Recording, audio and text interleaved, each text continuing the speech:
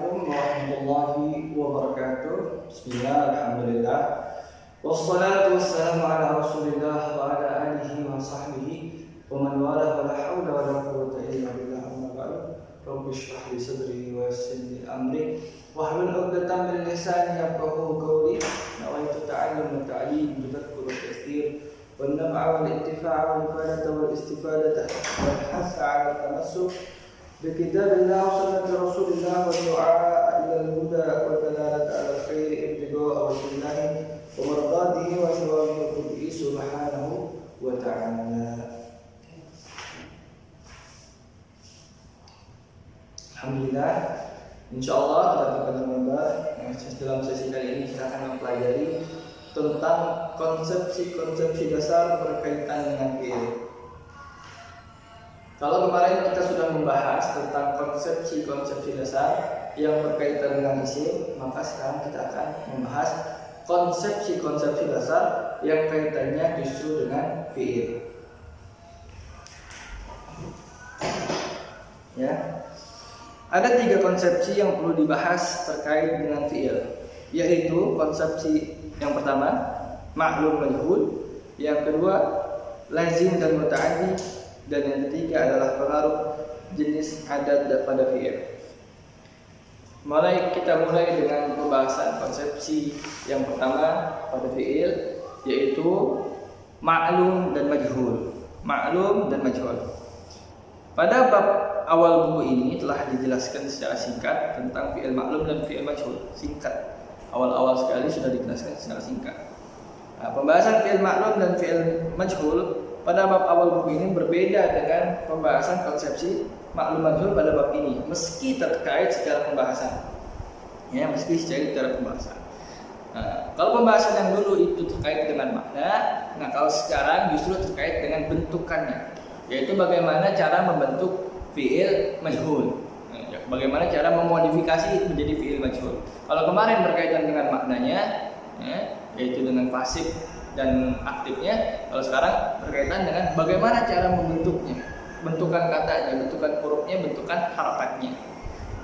Kalau sekarang titik beratnya di sini. Sebenarnya babnya sama, maklum majhul, cuman yang sekarang karena lebih luas lagi, jadi bagaimana cara membentuk fi'il majhul tersebut. Nah, dari sudut pandang pelaku perbuatan, fi'il terbagi menjadi 2. Pelaku perbuatan fi'il terbagi menjadi 2. Yang pertama fi'il maklum, yang kedua fi'il majhul. Nah, fi'il maklum adalah kata kerja yang memiliki pelaku. Fi'il maklum adalah kata kerja yang memiliki pelaku. Fi'il maklum, saya ulangi lagi, adalah kata kerja yang memiliki pelaku atau fa'il. Adapun fi'il majhul adalah kata kerja yang nggak punya pelaku, tidak memiliki pelaku. Simpel aja, gampang saja. Fi'il maklum adalah kata kerja yang punya pelaku atau fa'ilnya. Kalau fi'il majhul adalah kata kerja yang nggak punya pelaku atau fa'ilnya. Maklum punya pelaku, majhul tidak punya pelaku. Contohnya apa? Contohnya untuk maklum dulu. Maklumnya ya, maklum. Contohnya Qara'a Muhammadun al-Qur'ana.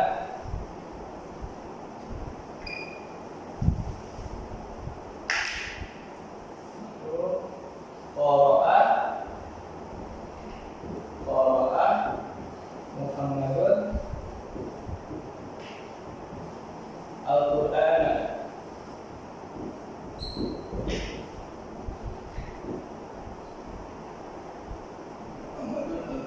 Contohnya yang masyhur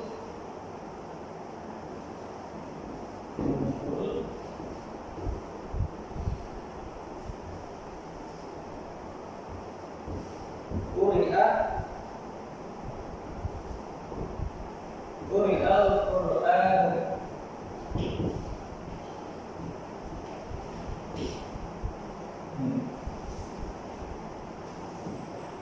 Ya. Contoh yang maklum, Qara'a Muhammadun al-Qur'an. Qara'a telah membaca, Muhammadun siapa yang telah membaca? Muhammad, pelakunya Al-Qur'an. Apa yang telah dibaca? Al-Qur'an. Muhammad telah membaca Muhammad Al-Quran. Muhammad telah membaca Al-Quran. Dia memiliki pelaku. Mana pelaku ini? Pelaku ini Muhammad alias fa'il. Karena dia memiliki fa'il, maka dia disebutnya dengan fi'il maklum. Mana fi'il ini? Ini yang disebut dengan fi'il maklum. Ketika ada fa'ilnya, ini fa'ilnya, maka dia disebut dengan fi'il maklum. Kata kerja yang memiliki fa'il adalah fi'il maklum. Sedangkan kebalikannya, kata kerja yang tidak memiliki fa'il adalah fi'il majhul. Contohnya quri'al Qur'an. Artinya apa? Quri'a, telah dibaca. Kalau ini membaca, telah membaca. Kalau ini diterjemahkan dalam bahasa Indonesia jadi telah dibaca. Apa yang telah dibaca? Al-Qur'an. Telah dibaca Al-Quran. Al-Quran telah dibaca. Gak perlu lagi ada pelaku, siapa pelakunya. Pokoknya kita ketahui informasi yang kita dapat dari kata kalimat ini adalah telah dibacanya Al-Quran. Al-Quran telah dibaca. Quri'al Quran, telah dibaca Al-Quran. Nah, yang seperti ini disebut dengan majhul karena dia tidak punya pelaku. Aslinya kalau Muhammadun Al-Quran, Muhammadnya dihapus jadi Quri'al Quran. Muhammad telah membaca Al-Quran, Al-Quran telah dibaca. Gitu. Biasanya kalau majhul seperti itu diartikan atau diterjemahkan dalam bahasa Indonesia menjadi Quri'al Quran. Quri'al menjadi apa? Dibaca, dipukul, ditendang, ditulis, dilihat dan lain sebagainya. Sebelumnya di yang nyambung ketika diterjemahkan ke dalam bahasa Indonesia. Ya. Kata lainnya boleh kita samakan atau kita sebut fi'il maklum itu sebagai kata kerja aktif, alias ada pelakunya, disebut kata kerja aktif. Sedangkan fi'il majhul itu disebut dengan kata kerja pasif karena dia tidak ada pelakunya. Pasif kenapa? Karena Al-Quran itu kata kerja Al-Quran itu pasif, dia tidak melakukannya, tapi dia yang dilakukan kepadanya aslinya. Itu kata kerja aktif dan pasif. Jadi kalau maklum itu kata kerja aktif, fi'il maklum itu kata kerja aktif, kalau majhul itu kata kerja pasif. Ya. Nah, asalnya adalah fi'il maklum dulu. Qara'a dulu. Baru cabangnya, fara'nya adalah fi'il majhul. Jadi fi'il majhul bisa dimodifikasi dari fi'il maklum. Nah, karena dia asal, maklum ini asal, jadi nggak usah dibahas lagi gimana bentukannya. Nanti cari di kamus udah begitu bentukannya. Kalau ada fi'il berarti yang di kamus itu pasti maklum dulu. Nah, nanti baru kita yang urgent, yang penting itu bagaimana cara membentuk fi'il majhul ini. Bagaimana cara membentuk fi'il majhul. Nah, karena dia bukan asal, coba. Kalau asal sudah cari di kamus, dengarkan orang Arab ataupun baca itu kebanyakan dari fi'il maklum. Semuanya di kamus itu sudah pasti fi'il maklum. Nanti bagaimana cara membentuk fi'il majhulnya, ini yang akan kita bahas sebentar lagi, insya Allah. Itu. Nah, catatannya adalah fi'il majhul hanya bisa dibentuk dari fi'il yang muta'addi. Ya, hanya bisa dibentuk dari fi'il yang muta'addi, tidak bisa dibentuk dari fi'il lazim. Nah, hanya bisa dibentuk dari fi'il yang membutuhkan kepada maf'ul. Ketika dia ada fi'il tidak membutuhkan kepada maf'ul, maka serta merta dia tidak bisa dijadikan fi'il majhul.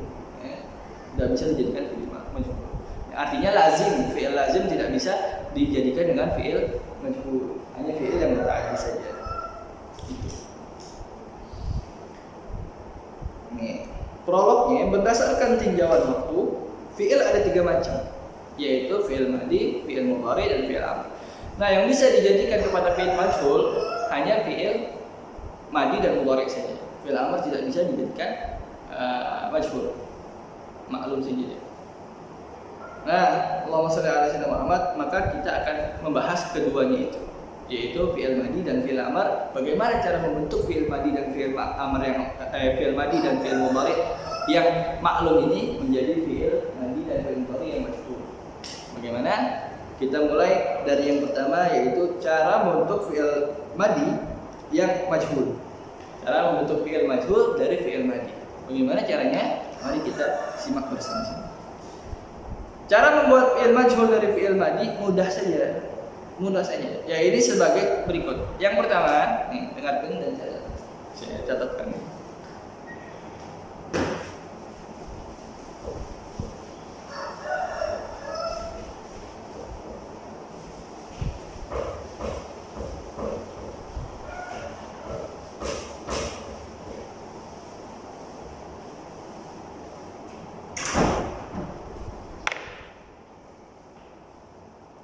Step yang pertama adalah biarkan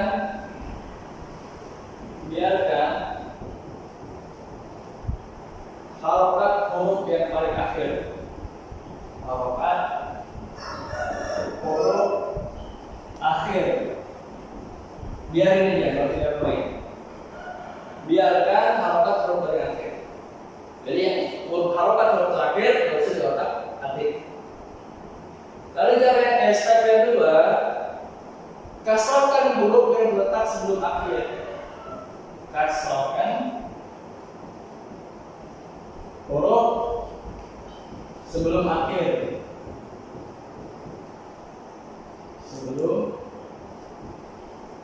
akhir. Baru yang ketiga, cara yang ketiga adalah dhammahkan huruf yang tersisa. Dhammahkan huruf yang tersisa.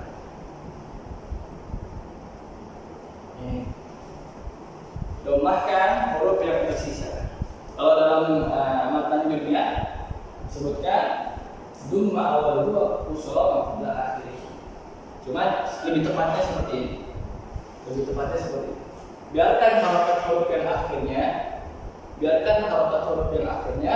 lalu yang kedua kasrohkan huruf sebelum akhir, yang ketiga dhammahkan huruf yang tersisa. Contohnya apa? Contohnya misalkan Muhammad kalimat kataba ini maklum. Nah, karena dia nanti harus ada fa'ilnya. Harus ada maf'ulnya juga. Nah, dia muta'addi dan dia fi'il madhi. Maka kita mau merubah dia menjadi majhul. Jika kita merubah kataba menjadi majhul, kata kerja pasif, gunakan step-step ini. Yang pertama, biarkan harokat huruf terakhir. Mana harokat huruf terakhir? Ini huruf terakhir, harokatnya fathah. Kita biarkan. Berarti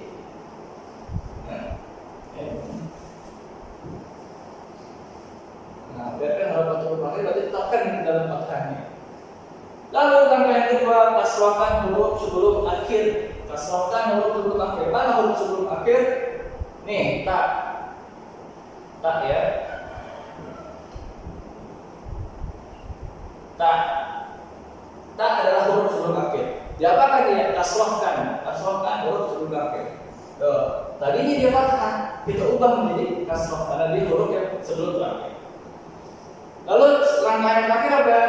Dhammahkan huruf yang tersisa. Mana huruf yang tersisa? Ini huruf yang pertama. Kaf tadinya fathah, harus kita ubah menjadi dhammah. Jadilah kutiba. Nah ini fi'il majhul. Artinya kalau kataba telah menulis, kalau kutiba telah ditulis. Jadi kalau sudah telah ditulis, nanti apa yang perlu ditulis? Ya. Ini menjadi pasif alias majhul, ini menjadi aktif alias maf'ul. Itu caranya. Akan tetapi kalau misalkan dalam fi'il madhinya ternyata ada huruf yang disukunkan, huruf yang dimatikan, maka selain step-step ini, huruf yang sukun itu biarkan saja. Nah, jadi harusnya harus ada tambahan poin di sini. 4. Jika fi'il maklumnya, jika fi'il maklumnya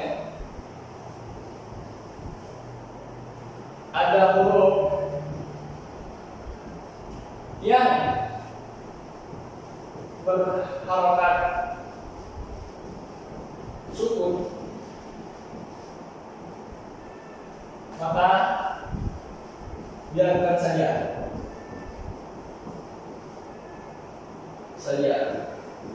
Ya, maka biarkan saja. Contohnya apa? Contohnya misalkan siapa ya? Contohnya misalkan istaghfara. Ya. Nih. Istighfar.